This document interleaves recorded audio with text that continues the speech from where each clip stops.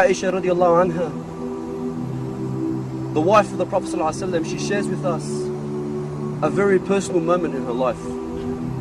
She says, one day I was with Rasulullah ﷺ, and he was in a cheerful mood. So I said to him, Ya Rasulullah, make dua for me. So he said, Allahumma aghfir li Aisha. May Allah forgive Aisha. ما تقدم من ذنبها وما تأخر. And he continued, Oh Allah, forgive Aisha all her sins, the past sins, the future sins, the ones that she commits in private and the ones that she commits in public. And Aisha was so happy that she started to laugh. So the Prophet ﷺ asked her, did that dua please you?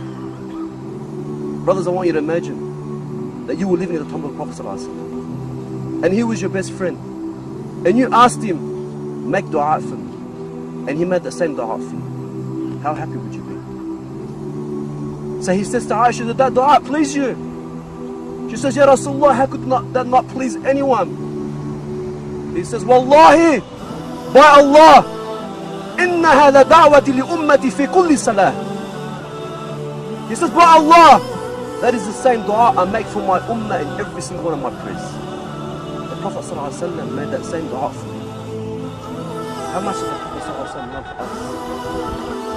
He would cry in front of the Sahaba. He would cry and he would say, I miss my brothers, the ones that I love. And I would say, Ya Rasulullah, aren't we your brothers? He would say, no, you're my companions. But my brothers are the ones that will come after me. And they will believe in me. And they would never have seen me. This is you, brothers. The Prophet ﷺ is crying because he misses you. He would stay the night praying to Allah, crying out to Allah, my ummah, ummati, ummati. The Prophet ﷺ is crying for you.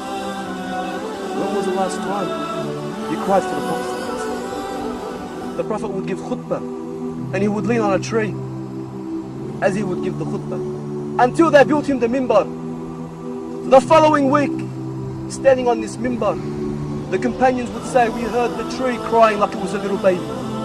The tree was crying because it missed Rasulullah sallallahu alaihi wasallam. If this tree, brothers, this tree which is not a living thing, is not obligated to love Rasulullah, was crying because it missed Rasulullah, and other people who say Muhammad is Rasulullah, are we not more worthy to cry for missing him than this tree? Are we not worthy? The companions would sacrifice so much. When the Prophet ﷺ passed away, and Bilal, the one who would call the adhan, he could not do it anymore. He would sit in the Prophet's mosque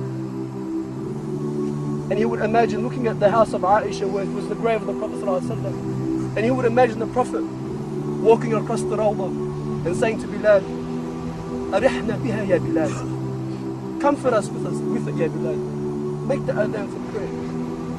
And so Bilal could not stand living in the city of Medina without Rasulullah sallallahu alaihi wasallam. Every street, every corner, every rock, everything would remind him this is where the Prophet sallallahu alaihi wasallam was. So he leaves the city, as many companions did, going for jihad, until many years later, when Allah subhanahu wa ta'ala gave victory to the Muslims in Jerusalem, and the Sahaba would be reunited for the first time in so long since the death of the Prophet.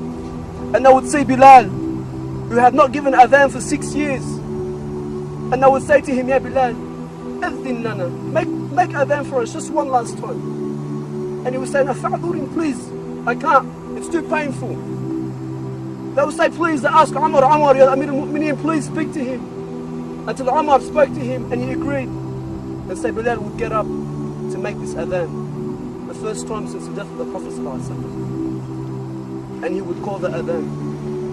The memories, the sweet times, the fragrance of the Rasulullah, his warmth, his compassion would come back to the Sahaba and they would all cry. Could you imagine Umar crying like a little child?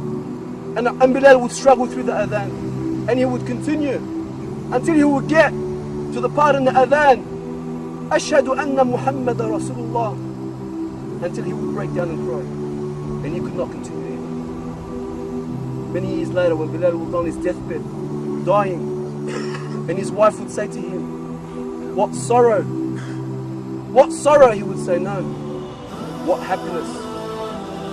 What happiness? What joy? For tomorrow I will be with the one that I love. I will be with Muhammad sallallahu alaihi wasallam." How many of us fight for Rasulullah? How many of us love the Prophet sallallahu alaihi wasallam like the way he should be loved?